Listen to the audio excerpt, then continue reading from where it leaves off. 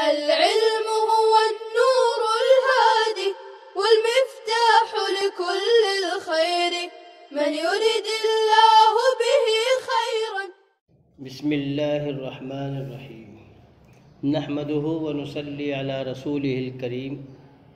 اما بعد. عزیز طلبہ کرام اور سامعین حضرات، مصنف رحمۃ اللہ علیہ نے گزشتہ سبق میں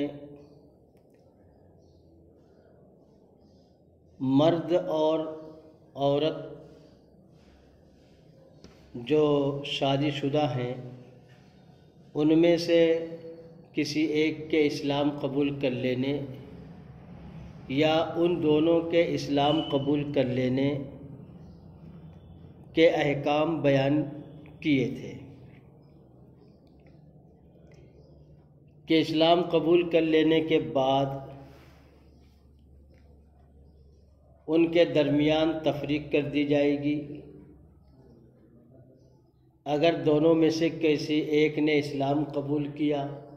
اور دوسرے نے انکار کیا تو اس تفریق کا حکم کیا ہے پیچھے گزشتہ کل سبق میں بیان کیا گیا. اور اگر دونوں نے اسلام قبول کر لیا تو ان کے نکاح کا حکم بھی گزشتہ سبق میں بیان کیا جا چکا. اب مصنف علیہ الرحمہ یہاں سے کسی کافر کا ہجرت کر کے دارالاسلام میں داخل ہو جانے کے بعد ان کے نکاح کے حکم کو بیان کر رہے ہیں. لہذا ارشاد فرمایا وَإِذَا خَرَجَتِ الْمَرْأَةُ إِلَيْنَا مُهَاجِرَةً جَازَ لَهَا أَن تَتَزَوَّجَ فِي الْحَالِ وَلَا عِدَّةَ عَلَيْهَا عِنْدَ أَبِي حَنِيفَةَ رحمہ اللہ.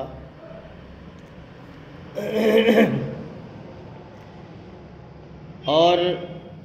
جب عورت ہجرت کر کے دارالاسلام میں چلی جائے تو اس کے لیے جائز ہے کسی مرد سے فوراً نکاح کر لینا اور اس پر عدت گزارنا لازم نہیں ہوگی. امام ابو حنیفہ رحمۃ اللہ علیہ کے نزدیک وَإِن كَانَتْ حَامِلًا لَمْ تَتَزَوَّجْ حَتَّى تَضَعَ حَمْلَهَا، اور اگر وہ ہجرت کر کے جانے والی عورت حاملہ ہو تو وہ نکاح نہیں کر سکتی وضع حمل تک.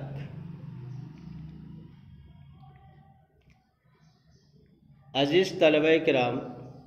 مصنف نے یہ بیان کیا کہ دارالحرب سے دارالاسلام میں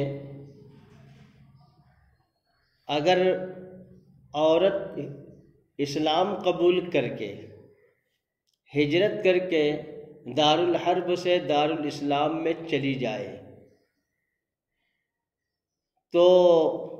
اگر وہ غیر حاملہ ہو تو وہ وہاں کسی مرد سے نکاح کر سکتی ہے یا نہیں.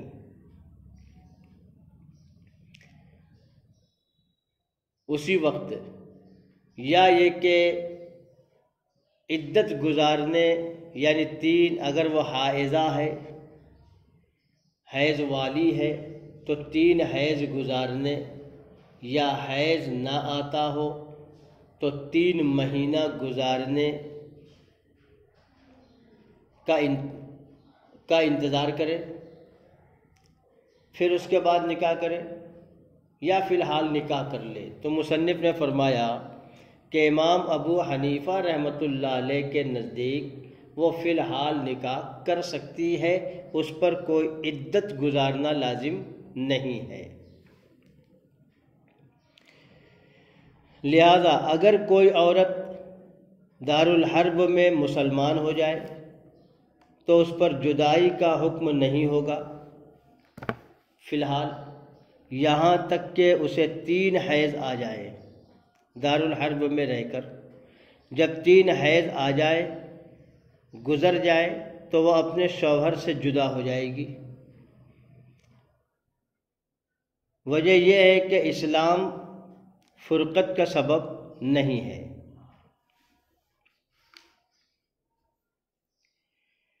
لہذا اگر زوجین میں سے کوئی ایک مسلمان ہو کر دارالحرب سے دارالاسلام میں آ جائے ہجرت کر کے، یا پھر جیسے آگے کہا گیا قیدی کا مسئلہ، تو یا پھر وہ قید کر لی جائے، تو ان دونوں میں جدائی نہیں ہوگی، میاں بیوی کے درمیان جدائیگی نہیں ہوگی ہمارے نزدیک۔ ہاں، امام شافعی کے نزدیک جدائیگی ہو جائے، نہیں بلکہ یہ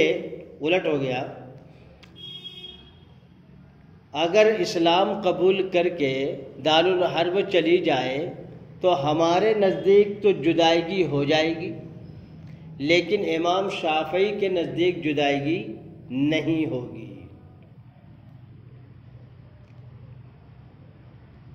اور اگر ان دونوں کو قید کر لیا گیا، یعنی میاں بیوی دونوں کو قید کر کے دارالاسلام لے جایا گیا، تو اب ان دونوں کے درمیان ہمارے نزدیک جدائیگی نہیں ہوگی۔ ہاں، امام شافعی کے یہاں جدائیگی ہو جائے گی۔ حاصل کلام یہ ہے کہ ہمارے یہاں جدائی کا سبب جو ہے تو تباین دارین ہے، نہ کہ قید ہونا، جبکہ امام شافعی کے یہاں اس کا برعکس ہے، یعنی جدائیگی کا سبب قید ہونا ہے، نہ کہ تباین دارین، 2 ملکوں کے درمیان دوری، جدائیگی۔ وہ یہ فرماتے ہیں کہ تباین دارین کا اثر انقطاع ولایت میں ہوتا ہے اور یہ فرقت میں مؤثر نہیں، برخلاف سبیہ کہ اس کا مقتضا یہ ہے کہ جس کو قید کیا گیا ہے وہ خالص قید کرنے والے کے لیے ہو، اور یہ اسی وقت ہو سکتا ہے جب نکاح منقطع ہو جائے۔ ہماری دلیل یہ ہے کہ دارین کا حقیقتاً اور حکماً ہر 2 اعتبار سے متباین ہونا مصالح نکاح کو ختم کرنے والا ہے، لہذا یہ محرمیت کے مشابہ ہو گیا، برخلاف سبیہ کہ وہ موجب ملک رقبہ ہے، اور ملک رقبہ ابتداءً منافی نکاح نہیں ہے تو بقاءً بھی منافی نکاح نہیں ہوگا۔ خیر، آگے مصنف رحمۃ اللہ علیہ نے فرمایا وَإِذَا ارْتَدَّ أَحَدُ الزَّوْجَيْنِ عن الاسلامی۔ اچھا، ایک بات رہ گئی کہ اگر وہ دارالحرب سے دارالاسلام میں ہجرت کر کے جانے والی عورت حاملہ ہو تو اس کو کہا گیا کہ وہ فی الحال نکاح نہیں کر سکتی، کیونکہ اس کے رحم میں دوسرے کا جنین پل رہا ہے، اور یہی معنی ہے نکاح ثانی سے۔ اس لیے جب تک وضع حمل نہ ہو جائے تب تک وہ نکاح نہیں کر سکتی۔ خیر، وَإِذَا ارْتَدَّ أَحَدُ الزَّوْجَيْنِ عَنِ الْإِسْلَامِ، اور جب زوجین میں سے کوئی ایک اسلام سے مرتد ہو جائے، وقعت البینونۃ بینہما، تو ان دونوں کے درمیان بینونت واقع ہو جائے گی، جدائیگی واقع ہو جائے گی، وکانت الفرقۃ بغیر طلاق، اور یہ فرقت بغیر طلاق کے ہوگی۔ فَإِنْ كَانَ الزَّوْجُ هُوَ الْمُرْتَدُّ، لہذا اگر مرتد ہونے والا شخص شوہر ہو، وَقَدْ دَخَلَ بِهَا، اس حال میں کہ اس نے اپنی بیوی کے ساتھ دخول کر لیا ہو، فَلَهَا كَمَالُ الْمَهْرِ، تو اب وہ عورت پورے مہر کی حقدار ہوگی۔ وَإِن لَّمْ يَدْخُلْ بِهَا، اور اگر ابھی اس نے دخول نہ کیا ہو، فَلَهَا النِّصْفُ، تو وہ عورت نصف مہر کی حقدار ہوگی۔ وَإِن كَانَتْ هِيَ الْمُرْتَدَّةُ قَبْلَ الدُّخُولِ، اور اگر مرتد ہونے والی عورت ہو اور وہ مرتد ہوئی ہو دخول سے پہلے، فلا مہر لہا، تو اب عورت کو کچھ بھی مہر نہیں ملے گا۔ وَإِن كَانَتْ ارْتَدَّتْ بَعْدَ الدُّخُولِ، اور اگر وہ مرتد ہوئی ہو دخول کر لینے کے بعد، فَلَهَا جَمِيعُ الْمَهْرِ، تو اب وہ عورت کامل مہر کی حقدار ہوگی۔ وَإِنْ ارْتَدَّا مَعًا، اور اگر میاں بیوی دونوں ایک ساتھ اسلام سے مرتد ہوئے ہوں، ثم اسلم معًا، پھر وہ دونوں نے اسلام قبول کر لیا ہو ایک ساتھ، فہما علی نکاحہما، تو اب وہ دونوں اپنے نکاح پر برقرار رہیں گے۔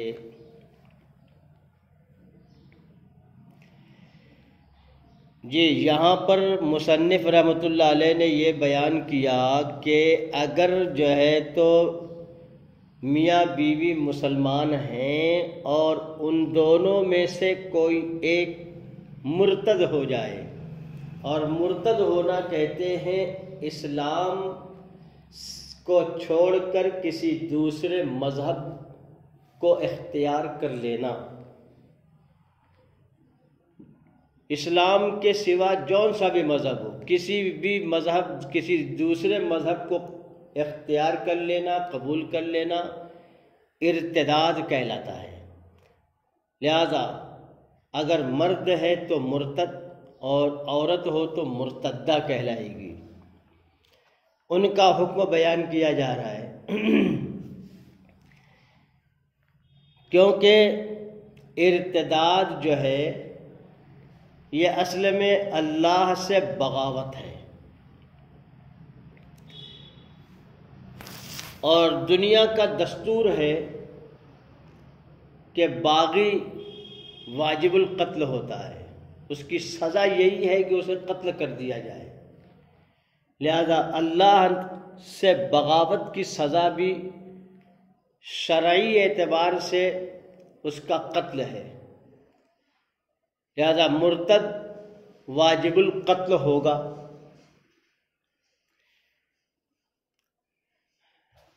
اب یہاں یہ حکم بیان کیا جا رہا ہے کہ اگر جو ہے تو دونوں میں سے کوئی ایک مرتد ہو جائے تو ان کا نکاح باقی رہے گا یا ختم ہو جائے گا، تو کہا گیا کہ ان کا نکاح ختم ہو جائے گا،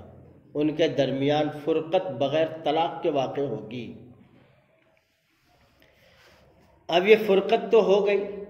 ان دونوں کے درمیان، تو اب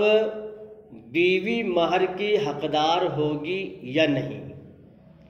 شوہر پر مہر لازم ہوگا یا نہیں۔ تو اس کا حکم یہ ہے کہ اگر عورت ہجرت کر کے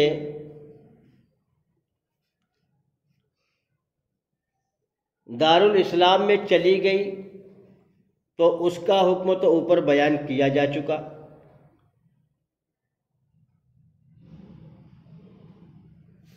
لیکن مرتد ہونا وہ تو اسلام قبول کر کے اسلام میں داخل ہوئی تھی، یہاں تو اسلام کو چھوڑ کر دوسرے مذہب کو اختیار کیا ہے، لہذا سزا یہی ہے کہ ان کے نکاح باقی نہ رہے۔ اور چونکہ قرآن مجید نے جو ہے تو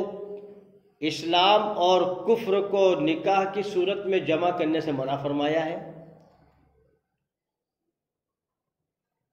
جیسے فرمایا لا تنکحوا المشرکات حتی یؤمن۔ معلوم یہ ہوا کہ مسلمان اور کافر مشرک کے درمیان نکاح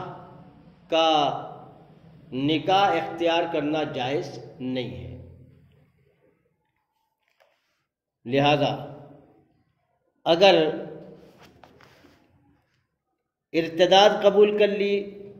کسی میاں بیوی میں سے کسی نے تو دونوں کے درمیان فرقت ہوگی۔ اب رہا مہر کا مسئلہ کہ یہ دیکھا جائے گا کہ اگر شوہر مرتد ہوا ہے تو دو حالتوں میں سے کسی ایک حالت میں مرتد ہوا ہوگا،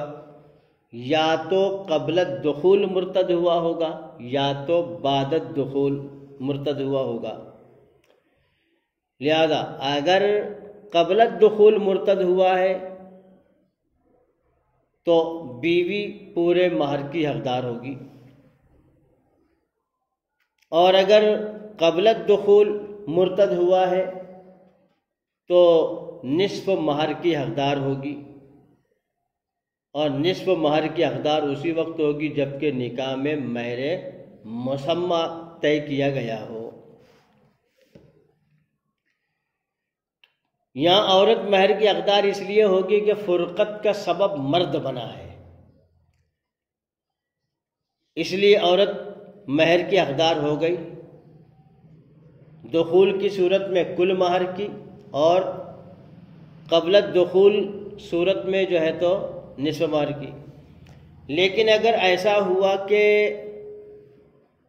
شوہر تو مسلمان رہا باقی، بیوی جو ہے تو مرتد ہو گئی، تو وہ بھی دو حالتوں میں سے کسی ایک حالت میں مرتد ہوئی ہوگی، یا تو قبل الدخول مرتد ہوئی ہوگی یا تو بعد الدخول۔ لہذا اگر قبل الدخول مرتد ہوئی ہے تو عورت کو کوئی مہر نہیں ملے گا، کیونکہ ارتداد کا سبب یہاں عورت بنی ہے جو ان دونوں کے درمیان فرقت کا سبب بنی ہے، تو ناشزا ہو گئی، اس لیے مہر نہیں ملے گی۔ اور اگر وہ مرتد ہوئی ہو دخول کر لیے جانے کے بعد تو اب وہ عورت پورے مہر کی حقدار ہوگی۔ آخری مسئلہ یہ رہ گیا کہ وَإِنْ ارْتَدَّا مَعًا ثُمَّ أَسْلَمَا مَعًا فَهُمَا عَلَى نِكَاحِهِمَا۔ اگر ایسا ہوا کہ میاں بیوی نے